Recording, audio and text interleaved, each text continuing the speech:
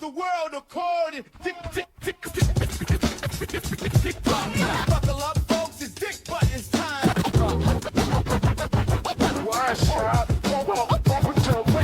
He don't sugarcoat. He don't play nice. Truth bombs dropping like a roller loaded dice. Cut through the noise, through the spinning fluff. Dick's got a mic and he's calling your bluff. It's the world, the world, the world. According to Dick Buttons. Honest, loud and zero regret. He's the voice who won't sit through front. It's the home when the truth comes crashing. On the world according to Dick Buttons. Welcome, everybody. This is Dick Buttons, and you've tuned into The World According to Dick Buttons. We've got a lot to talk about today, so buckle in. 1, 2, 3, 4. Hold up. It's 5. Dick Buttons list start coming in live.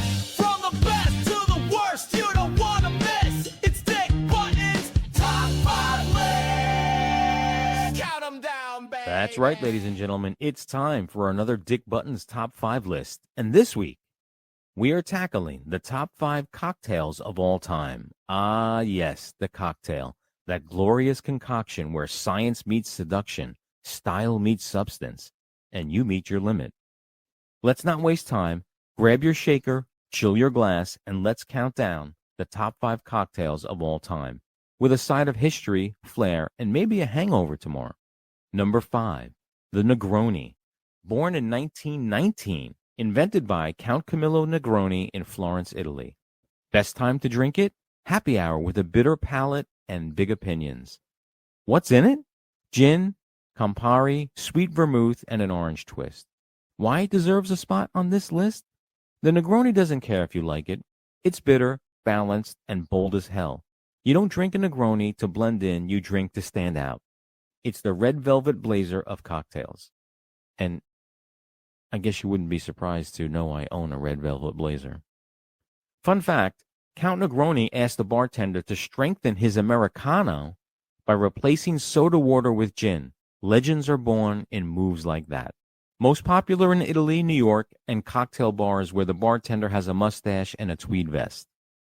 Coming in at number 4, the Mojito. Born 16th century Cuba. Invented by early Cubans and pirates, including Sir Francis Drake's crew. Best time to drink it? When it's hot, humid, and you've got nowhere to be. White rum, mint, lime, sugar, and soda water. Why it works? It's cool in a glass. The Mojito hits you with a minty freshness, citrusy zing, and a laid-back attitude. It's the perfect beach drink, even if your beach is just your apartment balcony. Fun fact, Hemingway swore by them. He was known to double fist mojitos in Havana.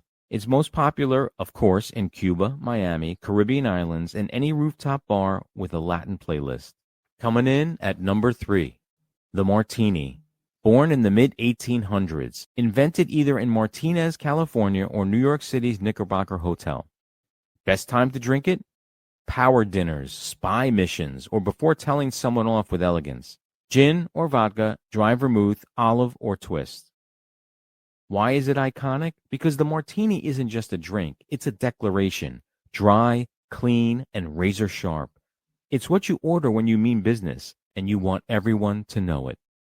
Fun fact, Bond made it famous, but Churchill allegedly made his extra dry by simply glancing towards France while he poured his gin. Most popular in Manhattan, London, and anywhere someone says, make it dirty, with a wink. Coming in at number 2, the Margarita. Born around 1938, invented possibly by Carlos Danny Herrera in Baja, Mexico. The best time to drink it? Happy hour, summer days, Taco Tuesdays, weddings, funerals, whenever. Tequila, lime juice, triple sec, salt on the rim, and there are a bevy of flavors you can get this in. Why is it a legendary drink? Because it's party fuel with purpose. Tangy, boozy, and endlessly customizable. The margarita has earned its place by being the people's champion, even if tequila sometimes punches back. Fun fact, it's the most ordered cocktail in America. Like by a lot. Frozen, on the rocks, spicy, skinny, doesn't matter. Margarita always wins. Most popular in Mexico, Southwest U.S., beach resorts, and patios with regret in the morning. And coming in at number 1, the Old Fashioned. born in the early 1800s, invented by the Pendennis Club in Louisville, Kentucky, or someone before them. It's old. Best time to drink it after a long day of kicking ass. Bourbon or rye, sugar, bitters, orange twist. Why is it at the top of this list? Because it's the blueprint. The old-fashioned isn't just a cocktail, it's a philosophy. Keep it simple, keep it strong, keep it cool. Fun fact, it was called the whiskey cocktail before it was named. People eventually started calling it the old-fashioned just to get the original version back. It's most popular in Louisville, obviously, Chicago, and any place with a dimly lit bar and leather booths. And, just like with every other Dick Button's top 5 list, there is the honorable mentions that just missed the top 5. And here we go. The Aviation. That lavender color isn't just pretty. This gin-based classic flies under the radar, but it hits high-altitude flavor. The Manhattan. Whiskey, vermouth, bitters. It's like the martini's darker, richer cousin. The drink of choice when you want to feel like Sinatra. The Mai Tai. This is not just something you get at a tiki bar. This rum-filled tropical heavyweight is the beach vacation you drink. And the Espresso Martini. Born in the 80s, this caffeinated Kickstarter is for people who want to drink and dance until 3 a.m. So there it is, folks. Whether you sip it slow, slam hard, or just admire the garnish, these cocktails have earned their place in barroom Valhalla. Raise your glass, choose wisely, and for the love of limes, don't order a Long Island iced tea unless you're ready to make bad decisions. Well, this has been Dick Button's top 5 cocktails of all time, and if you disagree, you're wrong, but we can argue about it over a drink. Cheers. Hey there, friends. It's time to reminisce. We're taking a trip to the land of bliss. Da da da da. Remember this? Oh yes, you do. That thing you loved in '82. From Saturday mornings to corner store bliss, we're bringing it back. Remember this. Welcome to another segment of Remember This. Now let me take you back in time when television had manners, back before 24/7 content, infinite streaming, and 1,000 channels of nothing. I'm talking about the glorious, humbling moment when your local TV station would sign off for the night. Yeah, you heard me, Gen Z. Sign off. That screen didn't stay on forever. There was a time, not that long ago, when at the stroke of midnight, or maybe 1 a.m., if they were feeling wild, the station would cue up the Star-Spangled Banner, show an American flag flapping majestically in the breeze, maybe a fighter jet or two flying overhead, and then static. A test pattern. Good night. We'll see you tomorrow. And guess what? We accepted it. We lived with it. Hell, we even respected it. There was no endless scroll, no autoplay, no Netflix asking, "Are you still watching?" There was no HBO, no Cinemax, unless you had one of those rich friends with a weird satellite dish the size of a trampoline in their backyard. No Hulu, no Prime, no YouTube. Just 3 fucking channels. ABC, CBS, and NBC. And if you were lucky and held your rabbit ears just right, maybe you caught some static-drenched PBS or that weird UHF station that aired reruns of the Munsters at 4:30. We didn't have 1,000 shows to choose from. We had what was on, and that was it. And when it was off, you were done. Go to bed, read a book, stare at the ceiling, contemplate life, build a model airplane. I don't know. We made it work. Now try explaining this to today's youth. Tell them there was a time when you couldn't watch TV after midnight and watch their eyes glaze over like you just told them oxygen was optional. They look at you like, "What do you mean the TV turned off? Like all of it?" "Yeah, Einstein, all of it. Gone. Bye-bye." No remote clicking, no binging, no endless options. If you missed a show, that was it. You missed it. Hope your friend taped it on VHS and rewound it first. But here's the kicker. We all survived. We didn't melt. We didn't spiral into existential crisis because we ran out of distractions. We got some sleep. We got to use our imaginations. We weren't glued to the blue light like moths to an electric flame at 3 a.m. So the next time you've got 947 streaming choices and still can't find anything to watch, remember this. There was a time when the television had the decency to shut the hell up and go to bed. And you know what? We were better off for it. Hold on to your feelings and buckle up your pants. It's time for Dick Buttons Ready. You want to know what really gets my blood boiling hotter than an espresso shot under a jet engine? Starbucks. Yeah, I said it. The global caffeine cartel disguised as a cozy hipster-friendly coffee shop. They've convinced the masses to spend half a damn paycheck on a drink that sounds more like a Harry Potter spell than something made out of beans and hot water. Oh, but Dick, I need my daily venti half-calf sugar-free vanilla almond milk double whip pumpkin spice cloud macchiato with caramel drizzle and organic moon dust sprinkles. Stop. You know what I need? You to wake up and look at your damn bank statement, Einstein. You stop every day for your little morning ritual, and it becomes less about caffeine and more about financial self-destruction. Let's break it down, shall we? That foamy, frilly, overly complicated sugar bomb is what? $7.85 with tax and tip? Multiply that by 5 days a week, and you're looking at $39.25 a week. Now take that times 4 weeks a month, and that's $157. $157 a month for coffee. That's a car payment in some parts of the country. That's groceries. That's half a tank of gas in a Dodge Ram. Hell, if you're one of those two-a-day freaks who needs morning starter and an afternoon pick-me-up, we're pushing $300 a month. And what are you paying for, really? Some burned beans, a milk substitute that costs less than 12 cents, and a barista who writes your name as Zach when it is clearly Jack? Where is the value? Oh, but let me guess. It's the ambiance, right? The jazz music, the recycled wood furniture, the people pretending to write screenplays on a MacBook Pro while wearing noise-canceling headphones, and a look of tortured genius? Get real. You're not at a Parisian cafe. You're in a strip mall in Jersey next to PetSmart. And now let's talk about the sizes. Tall, grande, venti. No, damn it. Just say small, medium, and large. This isn't the Sistine Chapel of caffeine. It's a fast food joint with better lighting. And yet, people line up like it's a ride at Disneyland, proudly handing over an hour of their wages for a cup of foam and regret. So here's a thought. Buy a damn coffee maker. Buy some beans. Brew it at home. If you're feeling fancy, slap a sticker on your mug that says barista and pour it in slow-mo for TikTok. Because at this point, drinking Starbucks every day isn't a lifestyle, it's a financial cry for help. So this has been your daily dose of reality, served black, no cream, no sugar, and no patience left. If you want to throw your money away, I've got a bridge to sell you. But if you want caffeine without bankruptcy, put down the Venti Unicorn Foam Citrus Juice and take your dignity back.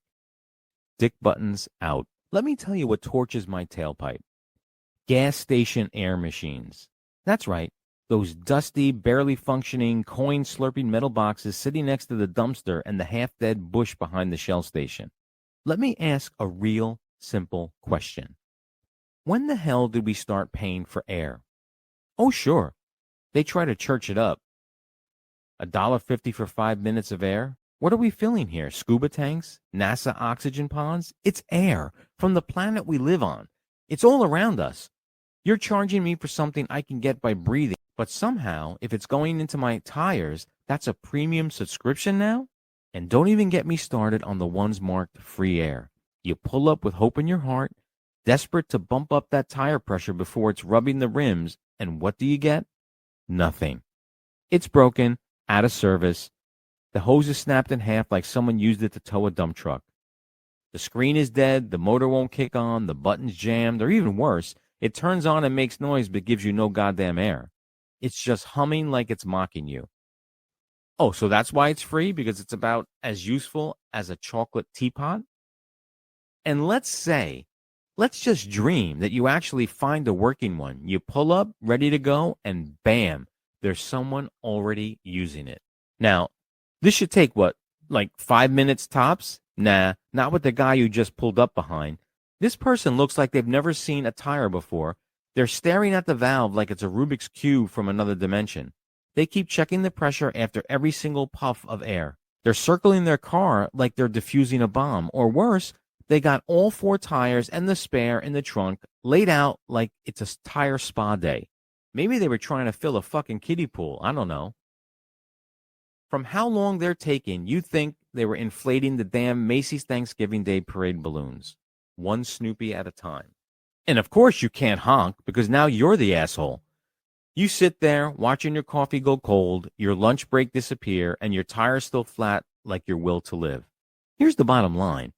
Air should be free. Air machines should work. And if they're going to charge us to use them, they better be hooked up to Formula One pit crews and a spa chair while we wait. Tire pressure is basic maintenance, not a side quest in an open-world video game where you need to find the only working machine in the country. This has been your tire-screeching, no BS breakdown from the one man who still expects common sense from the world. Oh, and, yeah, that's me, Dick Buttons. Lights, camera, action. From scene stealers to silver screen legends, it's time for Dick Buttons Actor Spotlight. All right, welcome to another edition of Actor Spotlight. And this week, here's Jack. When you talk about the Mount Rushmore of actors, the real heavyweights, the game changers, the ones who could melt the screen with a single smirk, you better carve out a spot for Jack freaking Nicholson. We're talking about a man who wasn't just a part of Hollywood. He was Hollywood. A rebel, a romantic, a lunatic, a legend, all rolled into one slick, dangerous grin. Jack Nicholson was born in 1937 in Neptune, New Jersey, raised believing his grandmother was his mother and his mother was his sister. He wouldn't discover the truth until Time magazine told him in the 1970s. That's Hollywood strange right there, folks. He moved to L.A. as a teenager and got his start in the MGM mailroom. But his heart was in acting. He took classes, worked odd jobs, and eventually fell with Roger Corman, the king of low-budget drive-in schlock. His first film? The Crybaby Killer, 1958. Never saw it? Don't worry, no one else did either. But he kept grinding, writing, and acting in exploitation films like The Raven and The Little Shop of Horrors. He paid his dues in blood and B movies. Everything changed in 1969 when he played the alcoholic, freedom-loving lawyer George Hanson in Easy Rider. That role made Jack a face, a voice, a symbol of the counterculture. Suddenly, Hollywood had a new bad boy, and this one could act. From there, what sets Jack apart from everybody else? The eyebrows, the smile, the eyes. You can't teach charisma like that. He was one of the first major stars to blur the line between cool and creepy, often playing characters you feared but couldn't look away from. He could turn on the charm, then snap into pure menace with a flick of his cigarette. He wasn't a chameleon like Daniel Day-Lewis. Jack was always Jack, but you never got the same performance twice. He made you feel like he could do anything, and probably already had. He has won 3 Academy Awards, Best Actor for One Flew Over the Cuckoo's Nest in 1975, Best Supporting Actor for Terms of Endearment in 1983, and Best Actor for As Good as It Gets in 1997. 12 Oscar nominations in all, the most nominated male actor in Academy history. BAFTAs, Golden Globes, Lifetime Achievement Awards. Jack collected trophies like some people collect alimony payments. So here are Jack's top 5 best performances. One Flew Over the Cuckoo's Nest, 1975, his masterpiece. Randall P. McMurphy is equal parts rebel, martyr, and lunatic, the role that defined a generation. The Shining, 1980, Jack Torrance, iconic, memed, quoted, terrifying. He made a descent into madness feel like a night at the opera. Chinatown, 1974, the private eye with style and scars, maybe the greatest noir performance of all time. As Good as It Gets, 1997, Melvin Udall, a misanthrope with a tiny ticking heart. Older Jack, still razor sharp. And Batman, 1989, as the Joker, he turned a comic book villain into a big screen spectacle. Wait till they get a load of me. Indeed. Now look, as good as Jack was, there were some pretty bad ones. And the worst five? Look, even legends miss every now and then. Man Trouble, 1992. Nobody needed to see Jack as a dog trainer in a rom-com snooze fest. The Two Jakes, 1990. A limp sequel to Chinatown. Jack directed it too. Let's just say, stick to acting, Jack. Hoffa, 1992. He went full prosthetics and great voice for this one, but the movie just didn't land. Blood and Wine, 1996. A forgettable crime drama with a phoned-in Nicholson performance. And The Bucket List, 2007. Sentimental fluff, a paycheck movie coasting on charisma. But even in these clunkers, Jack never lost his presence. But let's be real, The Shining, this was not. So Jack's place in Hollywood history? He's top-tier royalty. Not just an actor, a cultural force. The shades, the Laker courtside seat, the raised eyebrows at award shows. He was Hollywood's devil-may-care ambassador for decades. He was dangerous in an era when actors were too polished. He wasn't Tom Cruise. He wasn't Denzel. He was Jack. He could seduce you, scare you, and crack you up all in the same scene. He also famously said, "I only take roles that scare me," and you can feel that risk in everything that he touched. Where does he rank? For me, he's up there with the greats. Brando, Pacino, De Niro, Hoffman. Maybe not as method, maybe not as technical, but in terms of raw magnetism and screen legacy, he's top 5 easy. Ask any actor today who inspired them. Jack's name is going to come up, probably with an impression. His legacy? He hasn't made a movie since 2010's How Do You Know? And that's okay. He walked off into the sunset without the need for a victory lap. Jack Nicholson is part of that rare breed of actor who became mythic, a man who didn't just play great roles, he defined eras.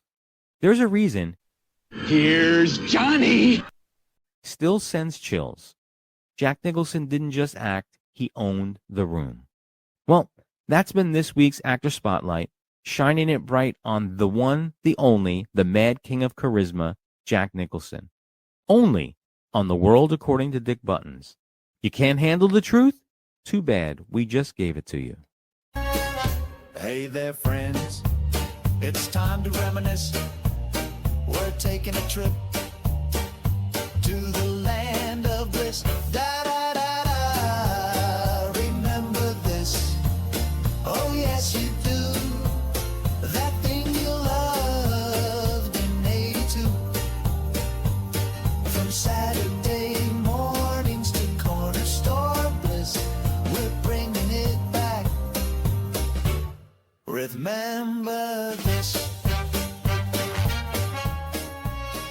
Okay, it's time for another segment of Remember This, when family dinners came with a bucket of popcorn and a buffet line.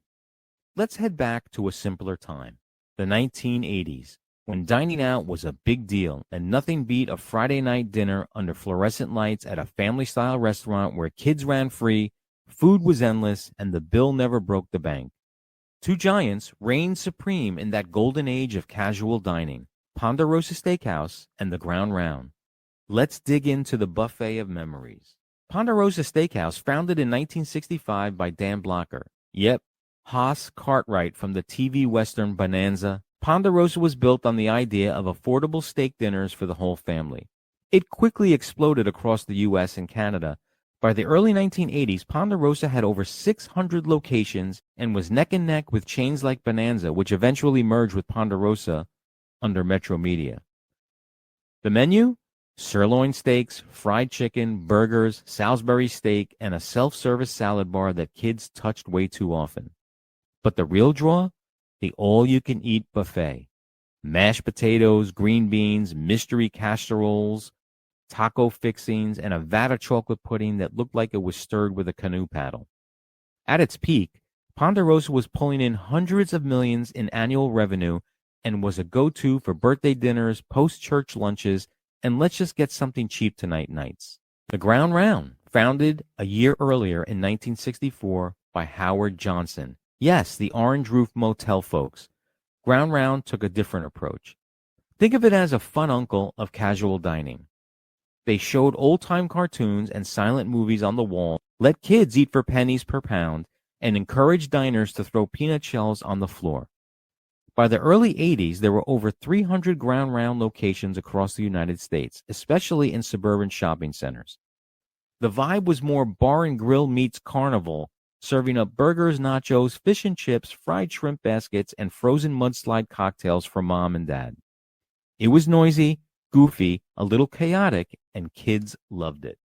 So who won the 80s? In terms of sheer numbers, Ponderosa had more locations and a broader reach, especially in smaller towns. But Ground Round had the edge in personality and made a big splash in urban and suburban markets thanks to its quirky atmosphere.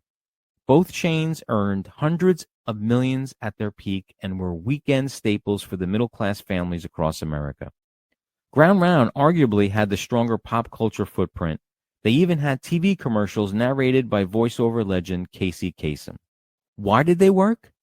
This was the heyday of the family night out, long before DoorDash, iPads, or $12 lattes. Both chains offered affordable meals, kid-friendly environments, and just enough theatrical flair to feel special without costing a fortune. You could take a family of 5 to Ground Round or Ponderosa for under $30 with dessert.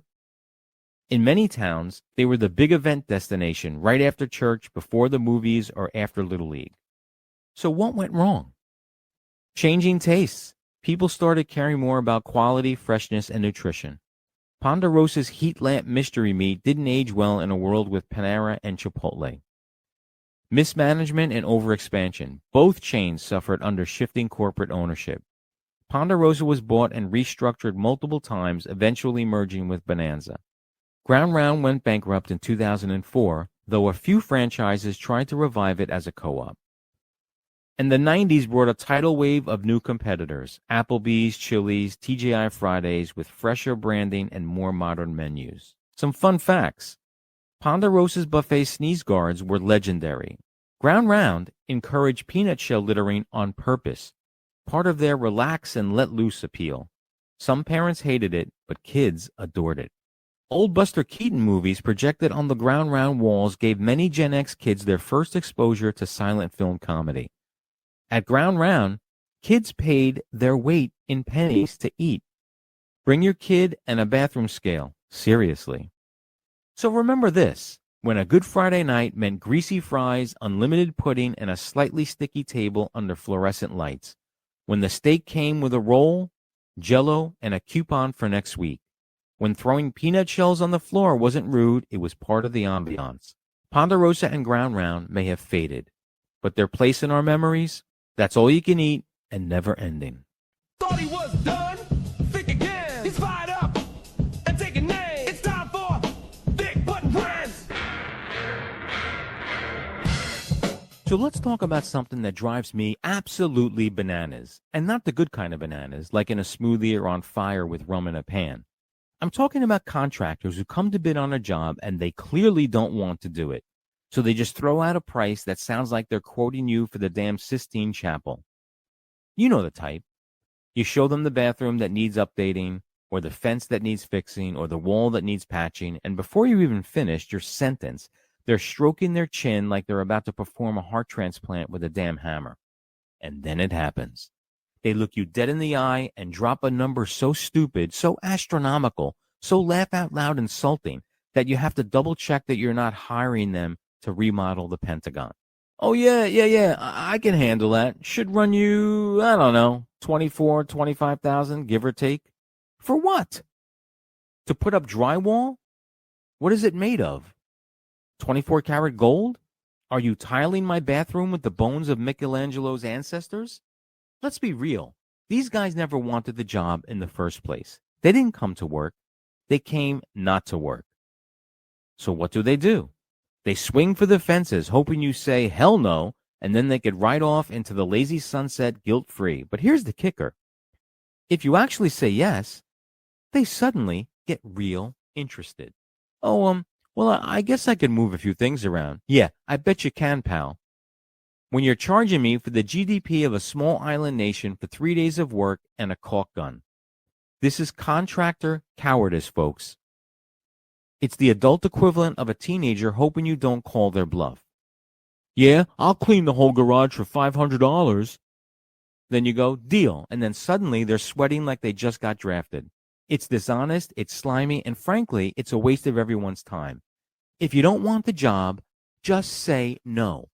Don't play this ridiculous reverse psychology game where you punish me for asking by quoting me something out of the Martin Scorsese coke-fueled dream sequence. Because now, you're not just a contractor, you're a con artist. And I'm not about to let you renovate my wallet while you half-ass my kitchen. This has been another blistering hot, take no prisoners rant from yours truly, Dick Buttons, where the toolbox should be full of tools and not BS. 1, 2, 3, 4. Hold up, it's 5. Dick Buttons list are coming in live. From the best to the worst, you don't want to miss. It's Dick Buttons top 5 list. Count them down, baby. Okay, kids, it's time to fire up the bat signal and shine a light on one of the most hotly debated topics in comic book history. Who is the best live-action Batman of all time? Not animated, not voiced. I'm talking flesh, blood, fists, and fists in slow motion. And while Batman has had more faces than a season of Doctor Who, I've sifted through the cowled chaos to bring you the top 5 live-action Batmen of all time. Ranked on casting stories, what each actor brought to the role, the box office aftermath, and some behind-the-scenes Bat trivia. Let's do this. Coming in at number 5, Christian Bale. Batman Begins 2005, The Dark Knight 2008, and The Dark Knight Rises 2012. He beat out Jake Gyllenhaal, Cillian Murphy, who later played Scarecrow, and even future Superman Henry Cavill. Nolan wanted a chameleon, and Bale was his guy. Bale brought surgical intensity. His Bruce Wayne was a master of duality. His Batman was a fear machine in body armor. He trained like a ninja, punched like a tank, and growled like a gargoyle with strep throat. The Dark Knight trilogy is legendary. Billion-dollar box office. Heath Ledger's Joker, awards, the works. The only hiccup? A third film that felt more like a therapy session than a finale. Fun fact, Bale auditioned in Val Kilmer's old Batsuit. He was the only one who managed to look threatening and not pass out from heat exhaustion. And number 4, Michael Keaton. Batman 1989, Batman Returns 1992, and The Flash 2023. Warner Brothers cast Mr. Mom as Batman, and fans wrote over 50,000 angry protest letters. This was pre-internet outrage, mind you. He beat out Mel Gibson, William Dafoe, and Pierce Brosnan for the role. Keaton gave us the original Dark Batman, quiet, mysterious, and a little unhinged, exactly what Gotham needed after decades of camp. Batman 1989 was a pop culture nuclear bomb. It launched the superhero movie era we know today. Returns was weirder, darker, and honestly too good for the merch-driven executives. He famously whispered all of Batman's lines to sound more intimidating. And it works so well, every Batman since has copied the idea or overdone it completely. Coming in at number 3, Val Kilmer, Batman Forever 1995. After Michael Keaton walked away due to creative differences with Joel Schumacher, Kilmer swooped in, beating out the likes of Daniel Day-Lewis, Ralph Fiennes, even Johnny Depp. Yes, Johnny Tim Burton's puppet Depp. A cold, distant Bruce Wayne, a stiff, brooding Batman, Kilmer tried to explore the psychological burden of the Bat, and he got lost, somewhere between the neon set pieces and Jim Carrey on a sugar bender. It made money. Batman Forever was a commercial hit, but it started leaning into the cartoonish side of Batman that would crash and burn in the next movie. Fun fact, Kilmer admitted the suit was so uncomfortable he couldn't even hear his co-stars. Maybe that's why his Batman looked constantly annoyed. And number 2, Ben Affleck. Batman vs. Superman 2016, Justice League 2017, Zack Snyder's Justice League 2021, and The Flash 2023. The internet imploded when Batfleck was announced, but Affleck beat out Josh Brolin, Richard Armitage, and John Hamm for the role. Jack Snyder wanted a grizzled, battle-worn, world-weary Batman, and Affleck delivered. A monstrous physicality, Affleck's Batman was a brutal juggernaut. The warehouse scene in Batman vs. Superman alone is a top 5 all-time Bat moment. He didn't play Batman, he embodied him. Critically divisive films, plagued by studio interference and tone issues, but Affleck himself, never the problem. Fans still want more. Hashtag Make the Batfleck movie lives on. Fun fact, Affleck trained in Krav Maga and Jiu-Jitsu for the role, and his batsuit was comic book accurate. Finally, no nipple armor, no nonsense. Coming in at number 1, Robert Pattinson, The Batman 2022. People laughed, Twilight jokes flew, but Pattinson beat out Nicholas Hoult, Aaron Taylor Johnson, and Armie Hammer, proving once again, never underestimate an actor with something to prove. Pattinson ditched the billionaire playboy and gave us a version deep in his second year of vigilantism. Haunted, isolated, violent, and absolutely locked into Gotham's pulse. The Batman was a slow-burn noir masterpiece. Critics praised the detective story, the atmosphere, and Pattinson's simmering intensity. It made over $770 million worldwide, and it's getting a sequel in 2027. Fun fact, he composed his own backstory for Bruce, a reclusive Kurt Cobain-esque shut-in who hasn't figured out how to be Bruce Wayne yet. Also, he wore eyeliner finally, a Batman who acknowledges his mask has holes. And as always, with every Dick Button's top 5 list, we have the honorable mention section. Adam West, campy, iconic, legendary in a completely different way.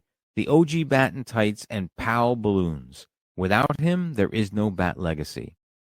Lewis Wilson, 1943, the first on-screen Batman, serial style, stiff acting, but hey, it was World War II. Robert Lowry, 1949, took over after Wilson, still more detective than action hero.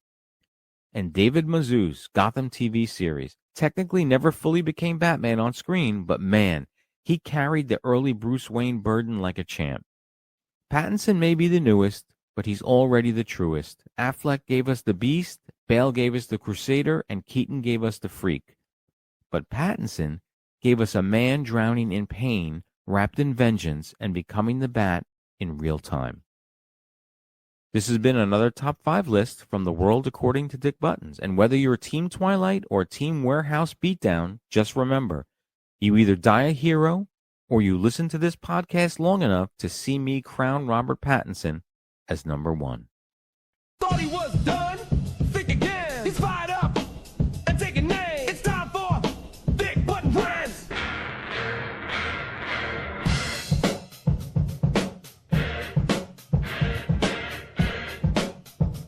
Stop the damn clock. Because I just found out something so insane, so off the wall, so cosmically stupid, I thought it was a prank. But no, it's real, it's happening, and it's brought to you by none other than the clowns over at Verizon.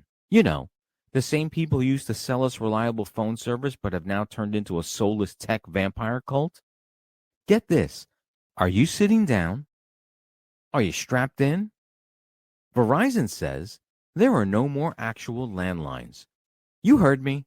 Those little jacks in your wall, the ones that used to carry the sacred dial tone of life, the ones you could count on when the power went out, when your cell phone was dead, when the whole damn grid was collapsing around you?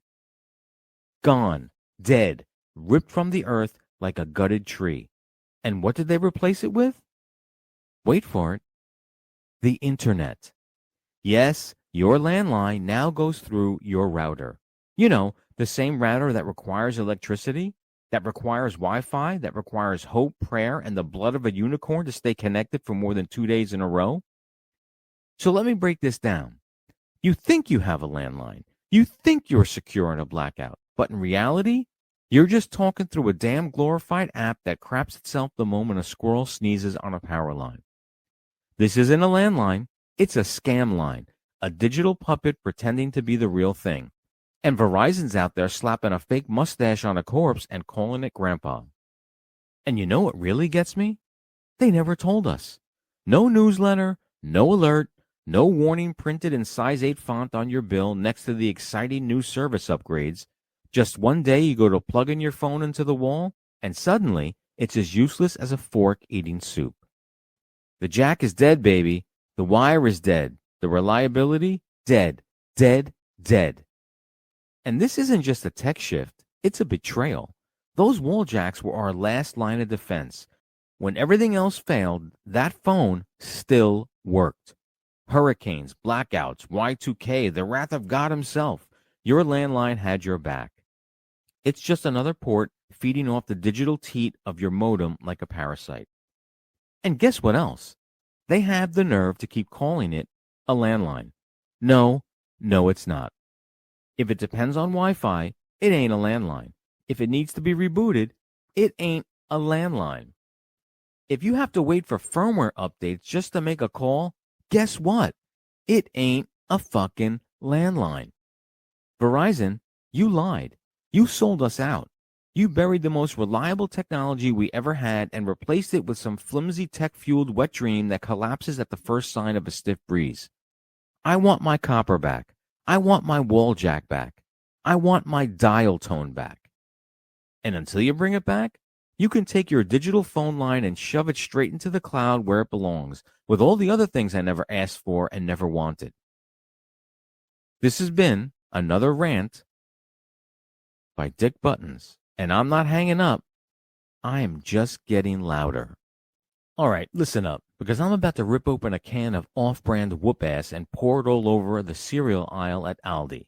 Yeah, you heard me. That mystical land of quarter carts, anxiety checkouts, and prices so low you start to question whether time travel is involved. Let's talk about the big, colorful copycat circus Aldi is running in their stores. Because let's not pretend anymore. They're not selling alternatives. They're selling knockoffs. Full-blown imposters wearing the costume of your favorite products like it's some grocery store masquerade ball. You go in there looking for Captain Crunch, and what do you find?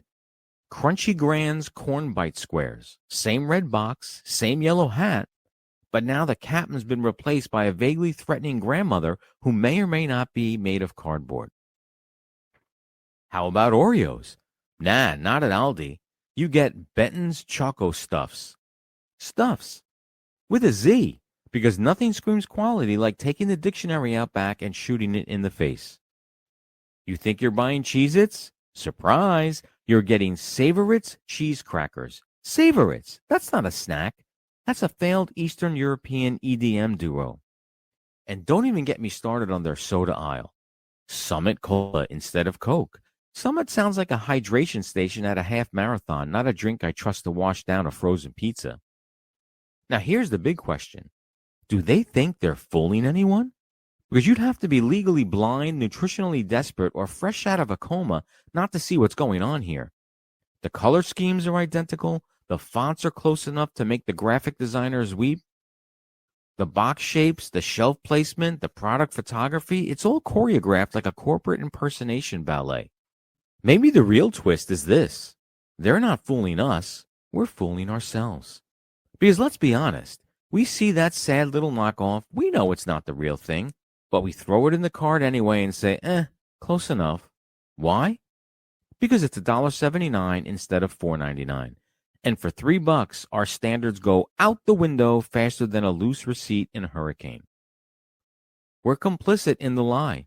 We know Choco Stuffs is not an Oreo. We know Clancy's Wave potato chips ain't Lay's. We lie to ourselves like it's a skill. Like we deserve a gold medal in grocery denial. You ever actually taste one of these knockoffs? Sometimes they're decent, yeah, but other times, it's like someone described the original product to a robot, fed it through a meat grinder, and then seasoned it with regret. And still, we go back. Because Aldi's whole business model is, it's good enough, probably. And that's the terrifying part. The system works. They've trained us to accept kinda, sorta, maybe instead of actual, real deal delicious. So who's the real sucker? Is it Aldi for selling these dollar store doppelgangers? Or is it us? for convincing ourselves that Fruit Rounds are a legit replacement for Fruit Loops. This ain't just about groceries, folks. This is about dignity. It's about truth in snacking. Aldi, stop playing dress up with my damn food. And America, stop settling for great value cosplay when you deserve is the real damn thing. Listen, I see your toaster tarts, I see your crispy rice, and I'm calling bullshit on every last one of them. Listen up. It's time to pull out the cloth napkins and light this candle because I'm about to torch a certain brand of person who roams among us, ruining evenings and wasting everyone's damn time. I'm talking about the reservation-resistant morons.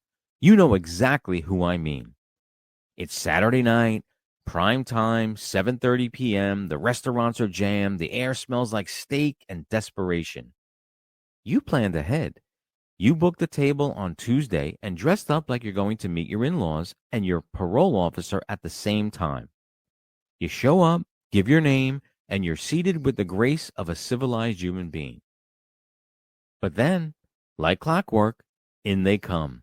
The clueless herds of walk-in wonders just breezing through the front door like Moses parting the Red Sea of the fully booked hostess stand. No reservation, no shame, no plan. Just wide-eyed optimism and a dumbass grin like, yeah, we're a party of 6. Should be no problem, right? No problem? Bro, what planet are you living on? This isn't 1983. It's not your neighborhood diner where everybody knows your name and your cholesterol. This is a downtown bistro on a weekend, and you think it's just going to work out because the universe loves your vibe? Spoiler alert, it won't. You're not charming. You're not spur of the moment. You're a walking inconvenience in jeans and a Bluetooth headset standing in the way of people who had the decency to pick up a phone or open an app and secure a damn spot. And what do you do when the hostess tells you it's a 2-hour wait? You get all shocked, flustered, like someone just told you gravity was optional. 2 hours? That's crazy. No, you're crazy for thinking you could roll into a popular place during peak hours like you're storming the beach at Normandy and get seated faster than a kid at Chuck E. Cheese. Let me break it down for you, Sparky. Reservations are not optional. They're not suggestions. They're not an inconvenience. They're how society avoids devolving into a fork-throwing, appetizer-hoarding madhouse. It's called respect. Respect for the staff, respect for the diners, respect for the concept of time. But no, you just waltz in like it's your living room, ruining the host's night, backing up the kitchen, and clogging up the lobby with your confused posse of reservation-refusing buffoons.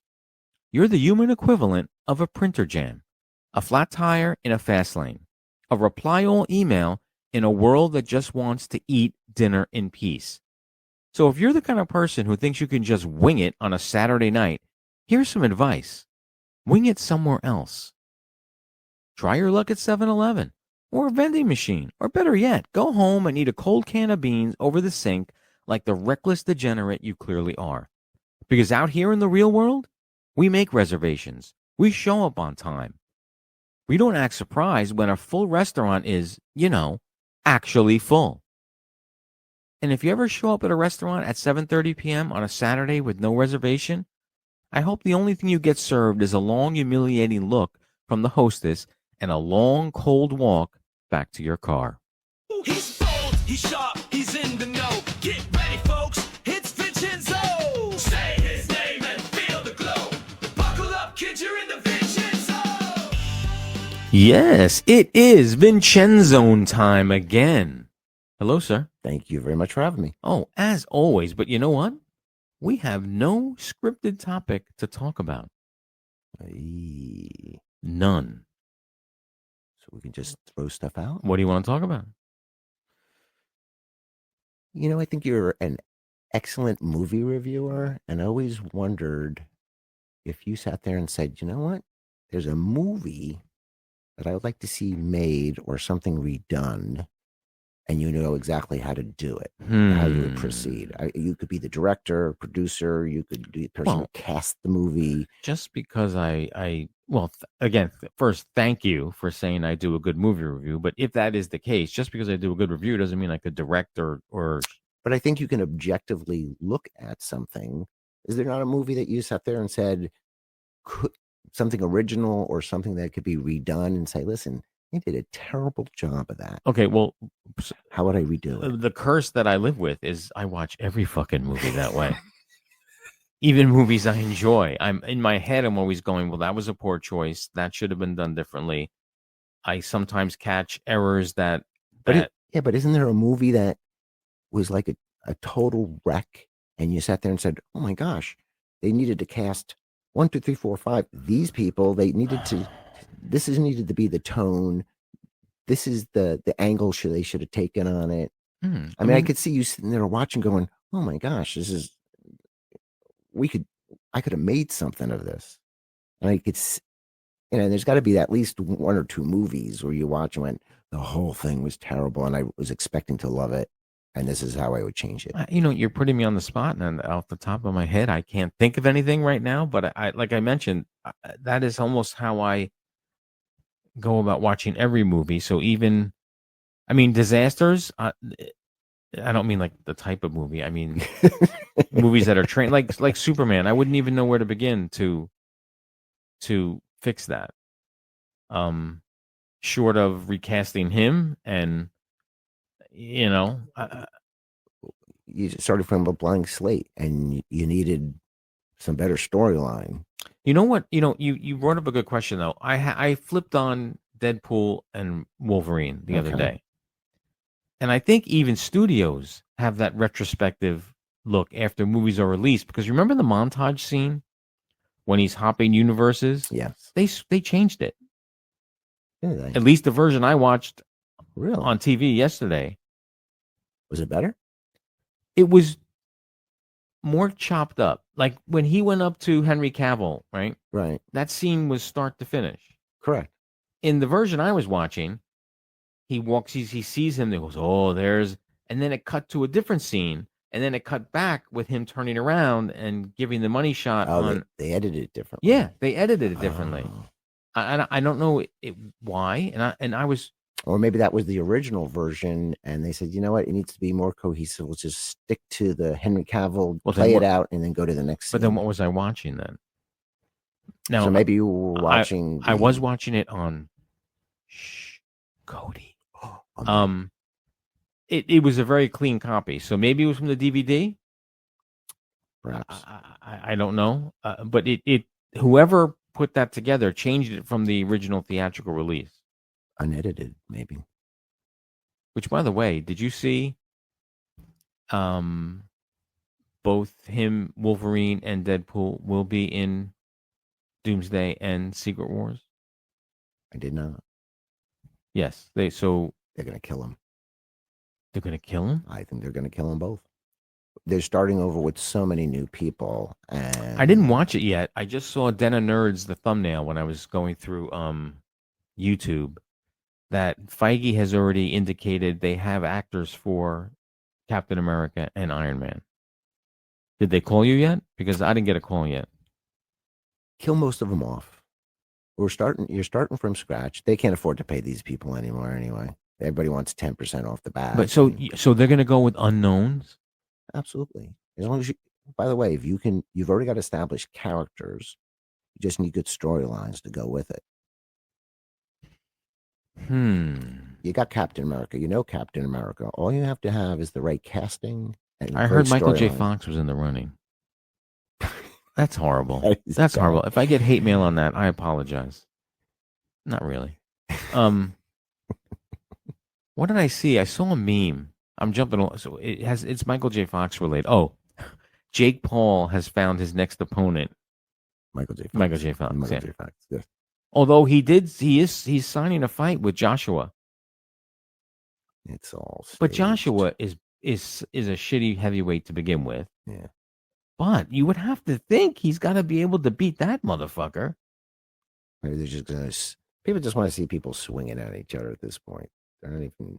What would happen to? Were you ever like a true boxing fan? Like, all right. When growing up, it was Tyson and and Ali too for me. So that was the purest part of boxing for me. I remember before I met Vincenzo, when Mike Tyson was coming up, and we used to have HBO fight nights at our condo and have our friends over, and the fights lasted fucking a minute 30. I mean, it was crazy. His first 20 whatever fights until he won the title, but that's a sad story. It is a sad story. Although he's happy now. Yeah. But who if you had to put a name to the demise? Oh, what's her name? The actress. No, don't blame her. Robin Givens? No. Oh, well, she didn't help things. Don King was the one that was the beginning of the downfall. Custom Auto died. Right, then Robin Givens just finished them off. Yeah, That okay. embarrassing. Because it's the bitches that'll get you. That's I didn't. Again, I'm sorry. Send all the hate mail to IDC IDC@gmail.com. And IDC stands for what? I don't care. I don't care. Thank you very much. Uh-huh. Well, boxing is a fucked up sport now because of with Ultimate Fighting, and it's just it's watered down and whatever. You know what I'm learning? We need to have topics and write about it. So much for no, if we did a live show, like I was thinking for the YouTube, when we go to YouTube, right? I was thinking we could do the first Spin Chen Zone as a live premiere. Okay. But we would still have to. I doubt all these guys go on and. Well, no, if they're live, they can't edit. They can't edit, but it's probably well scripted. So now that I think about it, when Bobo goes live, you watch Bobo Talks, right? Right. When he goes live, he just got a chat room up next to him, and he just fucking read. All right, so maybe there's notes behind the cameras. We don't know what's. Oh, we could Brando that shit. for you Gen Zers who don't know, who Brando is, pick up a book and fucking read. But he was one of the best actors of all time, and he never memorized lines, and he had a motive for that. He felt if he memorized it, it wouldn't come off as real. So what he did was the scripts were taped to all the actors in the scene with him. Especially in Superman, when he was that small part he had as. Hey, he couldn't even memorize those fucking lines. The notes were on the baby's diaper that he was holding, and on his, Superman's mom. And there are some great shots of the Godfather filming. It was a scene between Robert Duvall, James Caan, and Brando, and they were having a little meeting. And we only saw like from the neck up, and then the cameras panned out for the picture, and Duvall had this like long thing taped to his chest, and so did James Caan, so Marlon Brando could read the lines. But now to follow his logic, he said memorizing it did not make it seem real, but reading makes it seem real. Because you're not prepared, so as you're reading it, you have to then stick emotions to it and play it out. His character was pretty emotionless, wasn't it? Oh yeah. I mean, he was pretty monotone, like Thanos on Downers. He was just. Well, it wasn't Cotton Balls. Okay. The show. Did you ever watch The Offer? Maybe it was ravioli, so we could eat them later. It wasn't ravioli. Gnocchi. There was a show on I forget what channel it was on called The Offer with Miles Teller. Okay. Who played not Mario Puzo, who did The Godfather. Mario Puzo wrote it. Correct. Francis Ford Coppola. Well, he was in it too, but right. Miles Teller, I guess, was the producer. I forgot his name. It's 10 episodes. The making of The Godfather. Fucking fantastic. The guy from Grey's Anatomy. Patrick Dempsey? No. Not McDreamy. It wasn't McSteamy. One of the other guys played Brando. Fantastic job. Okay.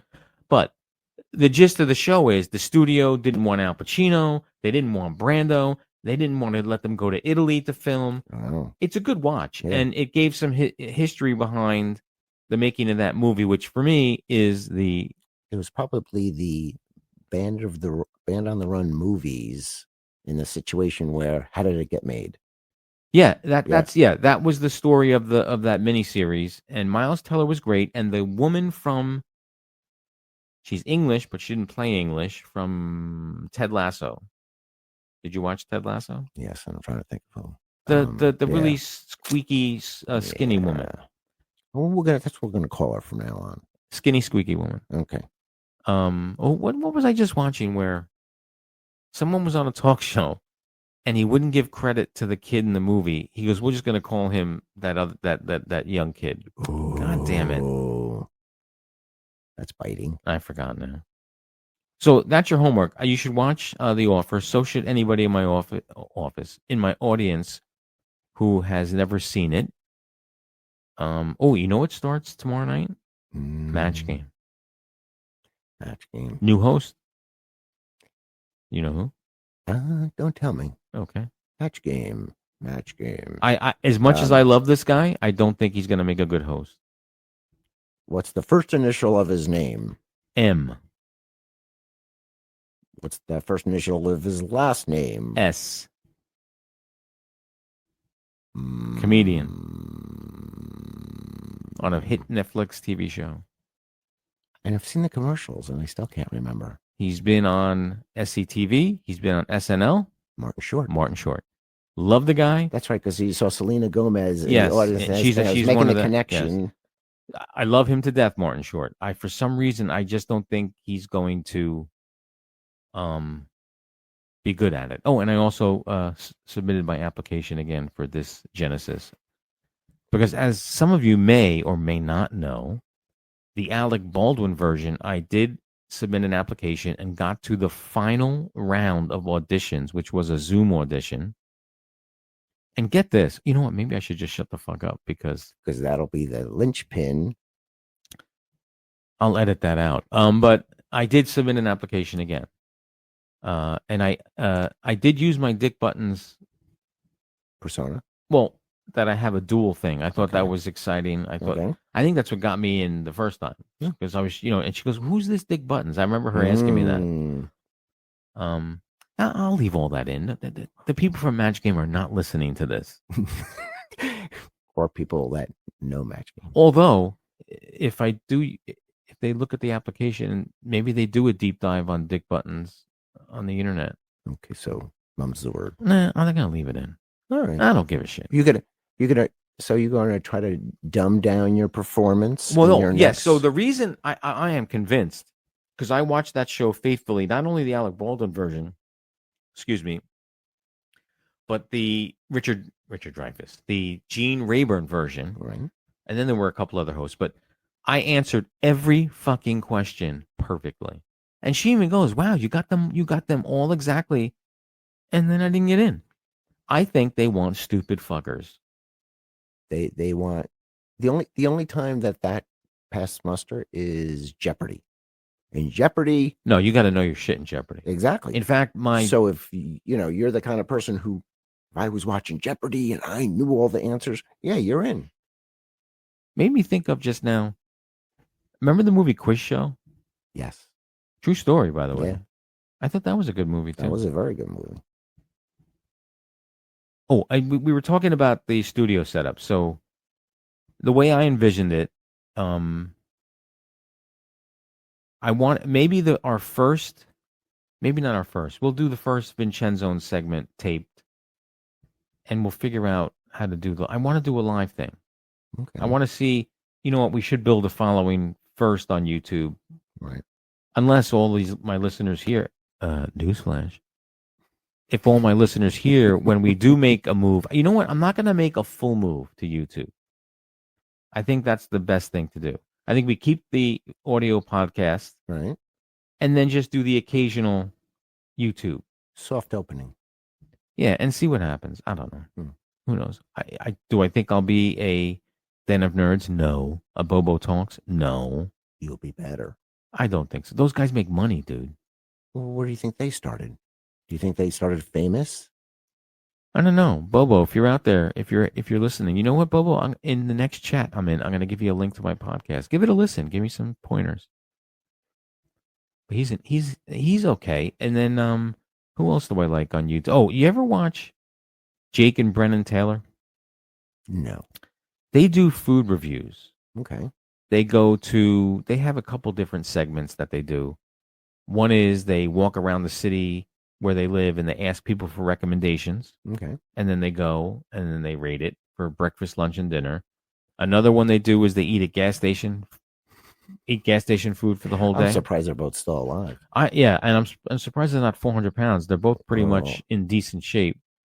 And they travel all over the world too. They went to Italy. They currently live in Florida. They went to Texas. It's a fun thing. They're about 30 minutes or less, the episodes. And Is it the same format no matter what country they're in? yeah, They go to Italy and ask people, yes, they do that. They go to Yelp and they find the worst reviewed restaurants on Yelp, and they go. They actually find ones without any reviews either, and to see why these people have no reviews. I was just watching a clip this week, and they got accosted. They were online filming because most states are a one person. You don't need dual consent, right? And this guy happened to be. He said he was a U.S. Marshal. I never saw a badge, but he was getting all bent out of shape. Why the fuck you filming me? He goes, we're making a YouTube video here. You can't film. You need my consent. And he's like, no, I don't. I just thought that was funny. Black out his eyes. That little bar. So they had a cartoon face over his face because he evidently did not want to. Mm-hmm. But then when they got to the counter and paid, the woman behind the counter said, yeah, that guy's an asshole. So. But some of those YouTube guys, man, make some mega fucking money. Yeah, but they're working 7 days a week. They're putting it in the time. Nobody's becoming famous overnight. I don't know. Let's see. You gotta find a little niche. The Taylor brothers do 3 to 4 videos a week. Yeah, but what kind of homework are they doing? Or well, I mean, they just go. They pick out the places, go and eat, and give a review. But then, after that, I think the editing and all that shit. Sure. I mean, I can't. I'm not. Well, I'm going to admit it because I'm going to say it right now. The editing is the longest part of this shit. Mm-hmm.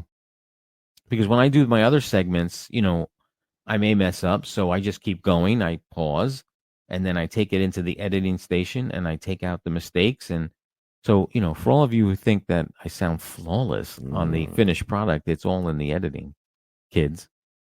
You got to think about how many YouTubers there are and how many famous YouTubers there are. And there are a lot of ultra famous. Mr. Beast started out small, and he's a fucking millionaire. When you get big, but there's a lot of starving artists out there, let me tell you.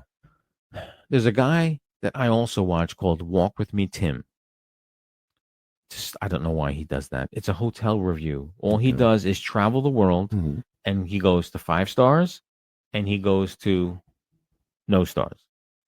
And it's amazing. The first thing he does when he goes to 5 stars is check the mattresses, and there are blood stains. There's like shit stains. Sometimes he finds bed bugs. So you think at a 5-star restaurant, 5-star hotel, you'd be able to avoid that, but that's not the case. Wonder where they got those stars. So we are. Oh no, this episode drops. Yes, it drops. We would have already seen Fantastic Four when this episode drops. Oh, fingers crossed. And see now, I'm optimistic. Have you seen all the reviews?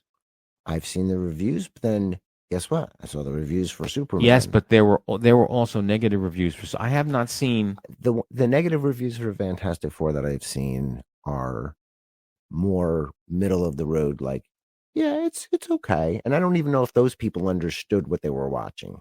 So, all right, we'll circle back on this when we come back from our mini vacation. We'll be here. Don't worry, we're not leaving you high and dry.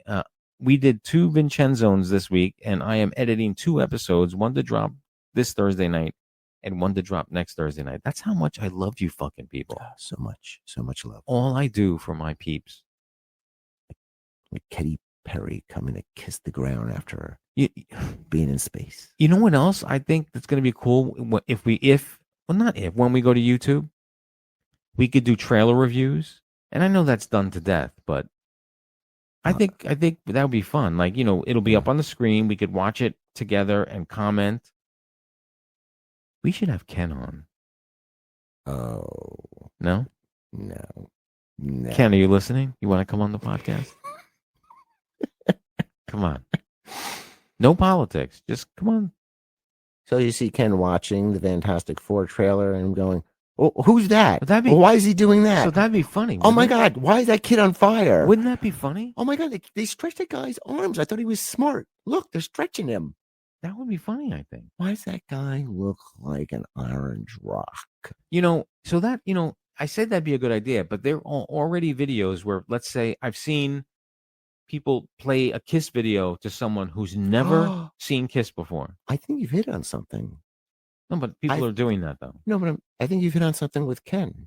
He'll have no clue as to like some of the movie trailers and stuff. He won't care, but we want his opinion anyway. Oh, that could be gold. I don't know what Reed sees in The Invisible Girl. But I could just see his comments. It could be gold. I'll give him a call. I would actually find like trailers like Cannibal Mukbang. I don't know. You ever see that movie? That is a fucked up movie, and the trailer alone is disgusting. Or let's not just single out Ken. We could have guests on, and we could make trailers with AI, like bogus trailers. And there are fake trailers. I could just get one off a. We think we're innovative. Now I'm thinking like, Letterman did that on Live on the Street and showing that, what? Yeah, but you know what? We bring our people in. We bring in Joe and Mike and Ken and show them. Hey, even the ladies, bring the ladies in. And I think, do you not think that's a funny group and they all have a different sense of humor? I think it works. Could be a shit show too. Oh, could be a good shit show. All right, we'll work on that. We have 2 weeks now because, like I said, 2 episodes are in the can, and we have time to contemplate what we want to do moving forward. I do know I don't want to do off the cuff stuff again. I'm honestly, and which I give credit now. Well, no, actually, live TV shows are scripted as well. They're just rehearsed. Correct. So, we're not breaking any ground here. This person's gonna take back this trophy. Although it says best ranting podcast, so I'm not ranting here. Someone in the comments this last week. Why are you so angry? Was the angry? Well, because my rants. I guess you don't listen to the rest of my podcast. No, I guess I don't look at them as more critical than they are angry. Well, except for when you're leaving the tails on the shrimp, then you could be angry. Otherwise, I'm sorry. I'm not going to relent on that. That makes no fucking sense to me. No RSVPing. That's another one. Somewhere. Okay, yeah, you are angry. Yeah, but I'm angry here. This is a T-shirt. I'm angry with purpose. Yes, true. It's a direct anger. I'm not angry for no reason. No. It's just all these stupid motherfuckers out there. You're making me mad. You won't like me when I'm mad. No. Well, I'm going to end it on this because we're just rambling, but I was flipping the other night and I came across the original Hulk with Bill Bixby and Lou Ferrigno. Holy shit. Yeah. When we were watching that as kids, we thought that was the shit. It was. It looks so fucking stupid now. I can't wait till it turns into the Hulk. I can't wait. And then it happened and you were so amazed. And it was like. And all that basically was close-ups of Lou Ferrigno busting through pants and shirts. Yeah. And the paint job. Didn't he even paint his shoes or something? No, it was his almost. Feet? Okay, I don't ever get political, but this really isn't political. This is personal. It was almost as bad as Trump's. Oh, the orange spray paint? Yeah, I mean, you look at his face. There is a white border. Yeah. Who does it? You think with somebody who is particular about the way they look in the dress and the suit, that the orange thing. You're the fucking president. Hire somebody who works in Hollywood. Who's Mike Baker? Hire the makeup guy, Mike Baker. They faked the moon landing. You can stop it. If you can fake the moon landing, we're not the moon, ladies and gentlemen. The official stance of the world, according to Dick Buttons, is that we did indeed land on the moon. I'm not sure. Well, now I'm sure where Vincenzo sits, but we eventually landed on the moon. Did we land on the moon when we told everybody in the Cold War? So, heads or tails? All right, maybe that'll be another topic. The movie though, Fly Me to the Moon. Did you see that? I did not. Fucking funny movie. because it's that story where the government was not sure that NASA could actually get there. So as a backup plan, they hired a director and a bunch of actors on a sound stage just in case they didn't make it to the moon.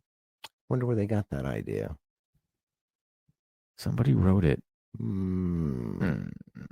Last night, I was watching what YouTube channel was it? And they were playing trivia in some bar. You know, like they give out those tablets and stuff. Right. And one of the questions was a geography question.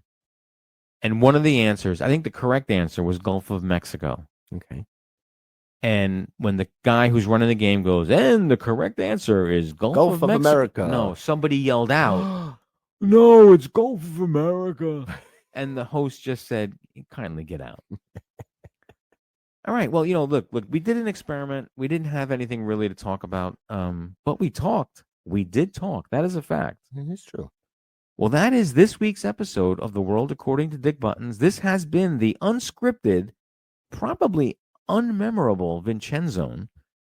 We'll fix that next week.